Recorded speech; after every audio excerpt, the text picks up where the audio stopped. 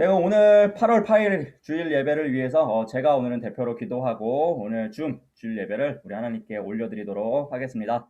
제가 대표로 기도하겠습니다. 사랑의 하나님 감사드립니다. 또 귀한 8월을 맞이하고 있습니다. 또 이 더운 날씨 속에서도 우리와 함께 해주시고 우리에게 각자의 사명들을 허락해 주셔서 한 주간도 하나님께서 허락해 주신 자리에서 귀한 사명들, 사역들 감당케 하여 주신 은혜에 감사를 드립니다. 오늘 이 주일, 거룩한 주일, 주님을 높여드리기 위해서 우리가 줌을 통하여 만납니다. 이 시간 가운데 좌정하여 주시옵소서. 그리하여 말씀을 전하는 자나 듣는 자나 함께 은혜 받는 시간 되도록 주님께서 역사하여 주시고 모든 순서 가운데 합력하여 선을 이루어 주시옵소서. 주님이 찾으시는 그 한 사람의 예배자가 우리 모두가 되길 소망하며 이 모든 기도 살아계신 우리 주 예수님의 이름으로 기도드렸습니다. 아멘. 네, 자, 여러분, 오늘도 예배자로 나오신 우리 모든 친구들 사랑하고 축복합니다. 자, 오늘은 이 누가복음 19장 1절에서 10절까지의 말씀을 가지고 여러분 말씀을 좀 나누려고 하는데요. 자, 여러분, 먼저 문제를 좀 내려고 합니다. 여러분 사진 하나 볼까요? 자, 여기 나무 위에 올라가 있는 사람은 누구일까요? 아무나 한번 말해볼까요?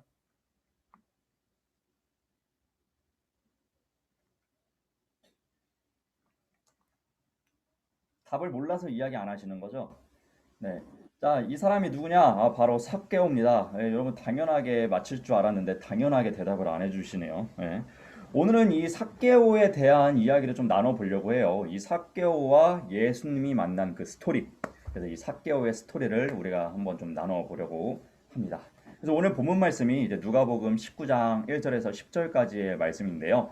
자, 먼저 이 삭개오가 어떤 사람인지 그를 설명해주는 본문이 먼저 1절과 2절에서 나오고 있습니다. 자, 오늘 1절과 2절 말씀 우리 회장 현진이가 한번 큰 목소리로 읽어주시면 감사하겠습니다. 1절과 2절 말씀입니다. 예수께서 여리고로 들어가 지나가시더라.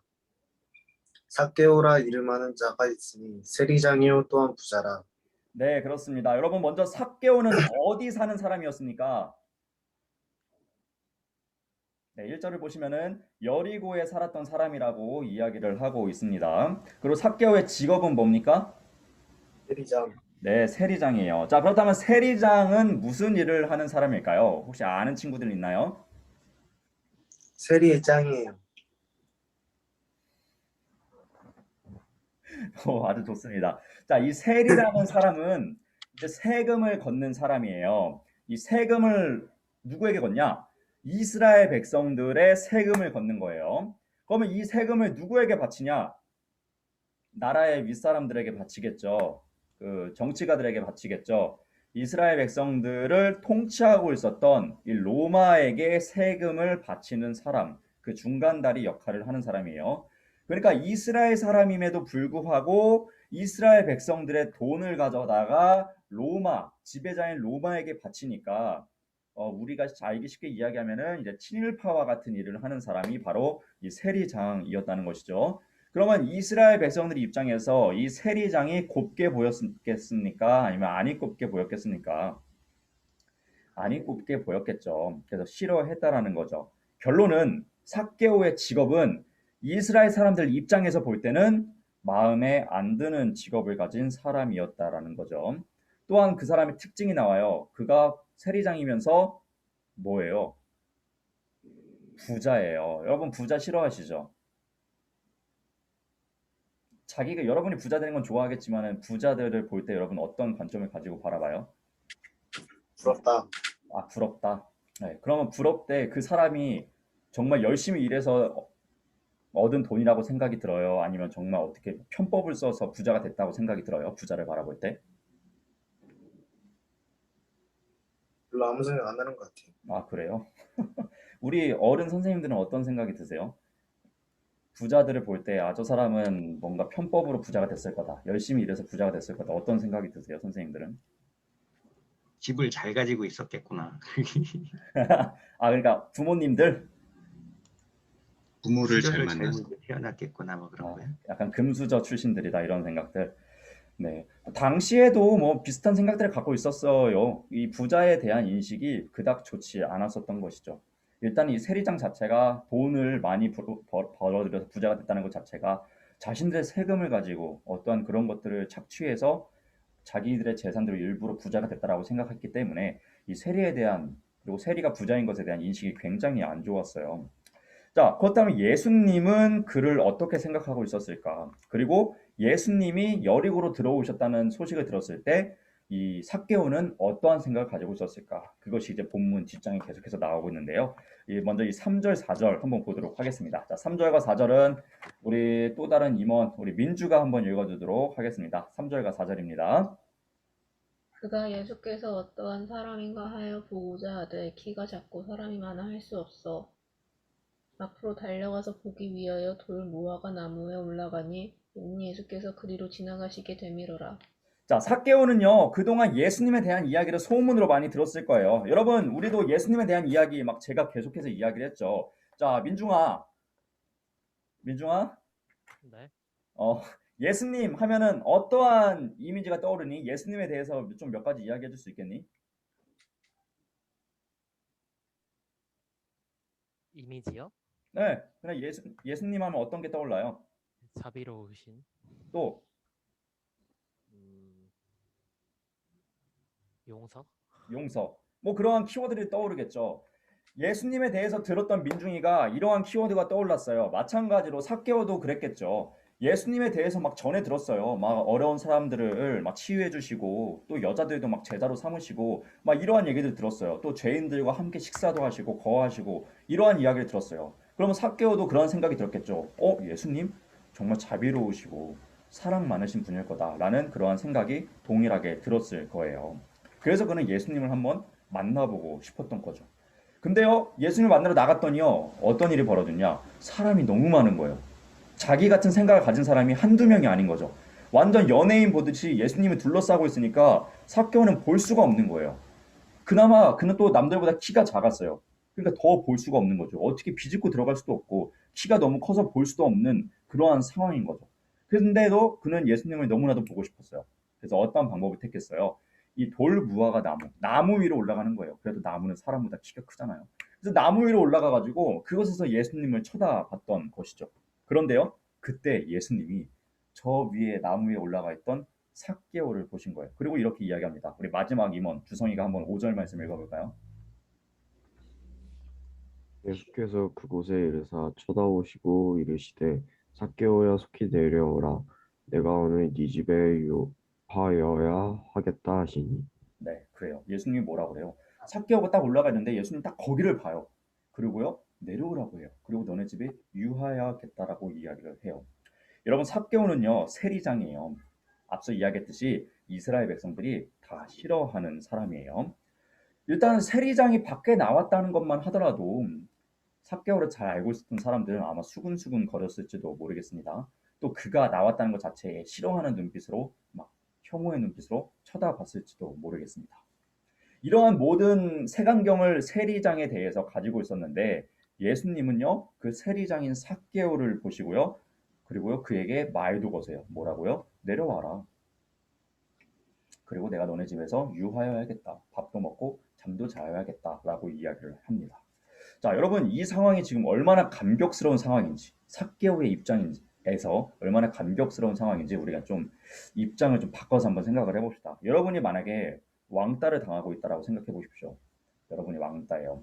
반의 모든 친구들이 여러분을 약간 혐오스러운 눈빛으로 막 쳐다봐요. 그리고 먼저 말도 걸지 않아요. 뭐 놀자는 이야기 하지도 않아요. PC방 가자는 얘기 하지도 않아요. 밥도 같이 먹자는 얘기 하지도 않아요. 여러분이 그러한 상황이에요. 그런데 어떤 친구가 갑자기 다가와요. 와가지고요, 자기를 쳐다봐줘요. 그리고 툭툭 치고 말을 걸어줘요. 야, 나 너랑 같이 밥 먹을래? 나랑 같이 밥 먹지 않을래? 라고 말을 걸어줘요. 그리고 막 같이 밥을 먹고 또 그 친구에게 나에게 이야기를 해요. 나 오늘 너네 집 가서 놀래. 같이 게임하자. 그리고 나 너네 집에 자고 갈래. 라고 이야기를 하면 그 왕따 당하는 친구 입장에서 여러분이 왕따라면 어떠한 감정이 드시겠습니까? 너무 기쁘지 않겠습니까? 어느 누구 하나 나에게 말을 걸어줬던 사람 없었는데 항상 나를 좋지 않은 시선으로 바라봤었는데 어떤 존재가 내게 그렇게 다가온다면은 아마 기쁨을 주체할 수가 없을 것 같아요. 그동안에 친구가 없어서 하지 못했던 이야기들 막 다 썰을 막 풀어놓을 것 같아요. 여러분은 어떻겠습니까? 삭개오는요, 이러한 막 감정이 들었어요. 기뻤죠. 그래서 6절 말씀 보면요, 이렇게 이야기를 해요. 급히 내려와 즐거워하면서 영접하는 날. 네. 예수님이 그러한 이야기 하시니까 너무 기뻐가지고 나무 아래로 내려와요. 그리고 예수님 오십시오 해서 자기 집으로 데려갑니다. 그리고 식사도 함께하고 이 잘 준비도 하게 되었다라는 것이죠. 자, 예수님이 이러한 행동을 했어요. 그렇다면 주변 사람들은 어떠했을까요? 예수님도 유대인이고 이스라엘 사람인데 우리 모두가 싫어하는 사람인데 다 같이 싫어했으면 좋겠는데 우리를 힘들게 한 사람인데 그에게 오라 그러고 말을 걸고 또 심지어 그의 집에 가서 거하겠다라고 했을 때 사람들은 어땠을까요? 7절 말씀 보면요. 뭇 사람이 보고 수군거려 이르되 수군거려요 막 저가 죄인의 집에 유화로 들어갔도다 하더라. 다 싫어하는 모두가 싫어하는 그 사람이랑 함께 하겠다라고 하니까 사람들이 막 수근거리죠. 왜 죄인과 저렇게 함께 하려고 하지? 라는 의아한 이야기를 하게 되죠. 여러분, 우린 여기서 예수님의 성품을 하나 먼저 발견할 수가 있어요. 예수님은요, 사람들의 시선, 사람들의 편견, 사람들의 색안경 그런 것은요 전혀 없으셨다라는 거죠. 사람들이 미워하고 싫어하고 혐오할지라도요 예수님은 그를 사랑했다라는 거예요. 오늘을 살아가는 우리에도 예수님은 마찬가지로 다가오시길 원하십니다. 우리가 어떠한 모습을 하고 있든지 또 우리가 사람들에게 어떠한 평가를 받든지 간에 예수님께서는 우리는 그러한 평가보다도 우리의 존재 자체를 귀하게 여기시고 우리를 너무나도 사랑하시고 우리를 만나러 오시는 분이 바로 예수님이시다 라는 것을 여러분이 첫 번째로 좀 기억하셨으면 좋겠어요. 그런데 여러분, 우리가 기억해야 될 것이 있어요. 예수님이 만나러 오시지만 그 만나러 오시는 조건도 이 삭개오가 잘 보여주고 있어요. 그것은 무엇이냐? 바로 예수님을 만나고자 하는 진실된 마음, 사모하는 마음이 있어야 된다는 거예요. 여러분, 삭개오를 예수님 만나고 싶었어요. 그래서 그는 사람들의 시선도 있었지만 나갔어요. 사람들이 너무나도 많았지만요, 예수님께로 다가갔어요.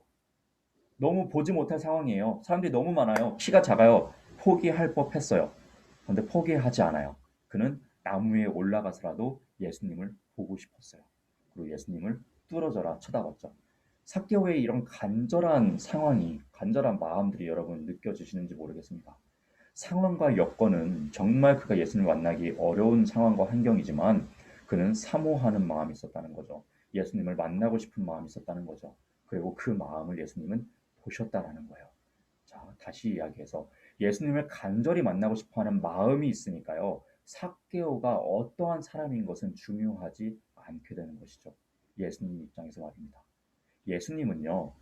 사모하는 마음, 자신을 진심으로 만나고 싶어하는 사람을 만나 주신다라는 것을 우리가 알 수가 있는 것이죠. 그가 어떠한 사람이든지 간에 말입니다. 자, 여러분 바꿔 말하면 이 상황에서 우리가 똑같이 정의해 볼 수 있어요. 여러분, 우리가 어려운 상황이고 예수님을 만날 수 없을 것 같은 상황인지도 모르겠습니다.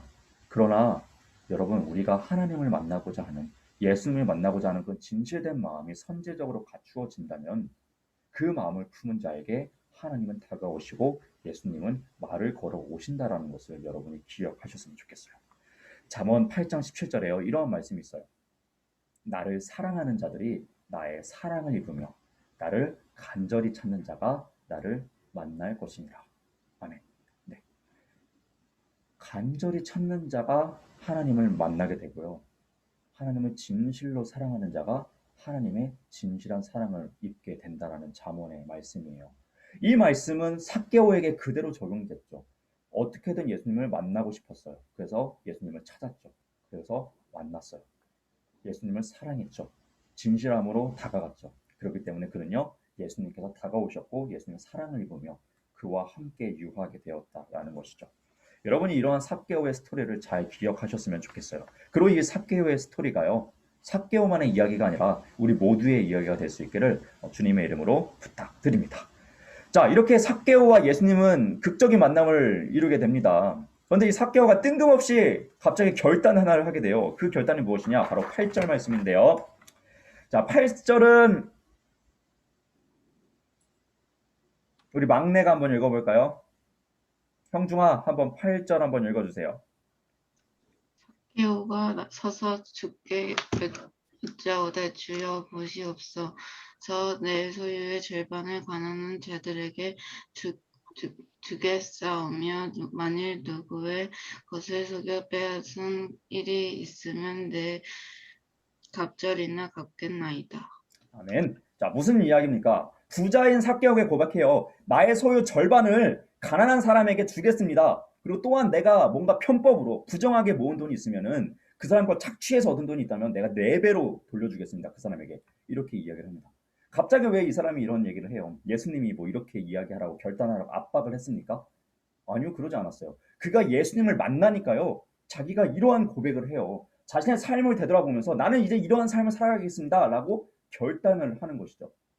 여러분, 이 이야기가 의미하는 바가 무엇이냐면요. 예수님을 만난 사람은 이렇게 변화된다라는 것을 우리가 이해할 수 있겠어요. 무슨 말이냐면요. 여러분, 예수님은요. 너무나도 밝은 분이에요. 빛이신 분이죠.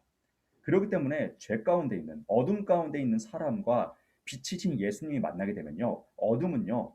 밝아지게 됩니다. 빛이 되게 되는 것이죠. 그러면서 무엇을 발견하냐? 어둠 속에 있었던 자신을 발견하게 됩니다. 내가 어떻게 살아왔는지, 내가 얼마나 큰 죄인이고 내가 어떠한 삶을 살아왔는지를 예수님을 만남으로써 밝히 알게 되는 것이죠. 이것이 바로 예수님을 만난 사람의 특징입니다. 예수님을 만난 사람은요, 자기 자신을 보게 돼요. 그래서요, 회개하게 됩니다. 자신이 얼마나 죄인인지 알게 됐기 때문에 회개하고요, 회개로 말미암아 결단하게 됩니다. 주님, 나는 이제 이렇게 살아가겠습니다. 라는 결단을 하게 되는 것이죠. 삭개오가 바로 이러한 터닝 포인트의 시간을 맞이하게 된 것이죠. 죄 가운데 있었던 그가 정말 그냥 돈을 모으는 데에만 가치를 갖고 있었던 사람이 예수님을 만나게 되니까요. 이것이 그렇게 유익한 것이 아니었고 이것이 진짜 진리가 아니었음을 깨닫게 됩니다. 그래서 자신의 재산을요. 가난한 사람들을 위해서 나눠주겠다라고 이야기를 하고요. 또한 부정하게 돈을 모은 게 있다면요. 4배로 갚겠다라는 이야기를 하게 되는 것이죠. 새로운 사람이 되는 것, 변화되는 그의 모습을 우리가 발견하게 됩니다. 예수님을 만나게 됨으로써 말입니다. 고린도후서 5장 17절에 보면 유명한 이런 말씀이 있죠. 그런즉 누구든지 그리스도 안에 있으면 새로운 피조물이라. 이전 것은 지나갔으니 보라 새 것이 되었도다. 아멘. 네, 누구든지 삭개오라도 그리스도와 만나면 그리스도 안에 있게 되면요. 새로운 사람이 된다는 거예요. 삭개오처럼요. 그래서 이전 것은 지나갔다. 보라 새 것이 되었다. 새 사람이 되었다. 라고 이야기를 하죠.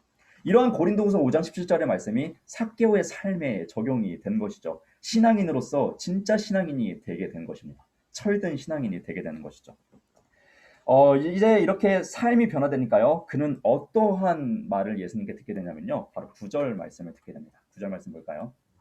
예수께서 이르시되 오늘 구원이 이 집에 이르렀으니 이 사람도 아브라함의 자손이미로다. 무슨 이야기입니까?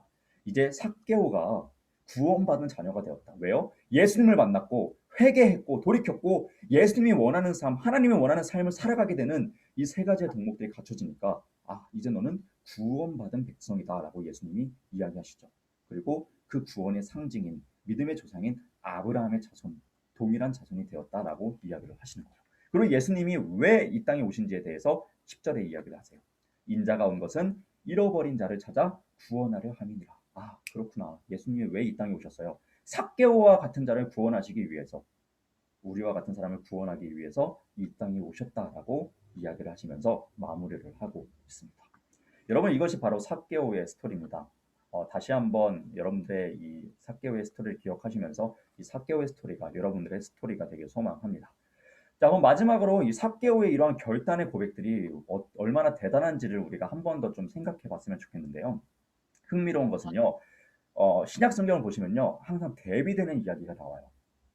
A라는 사람의 이야기가 나오고 B라는 사람의 이야기가 자꾸 나와요.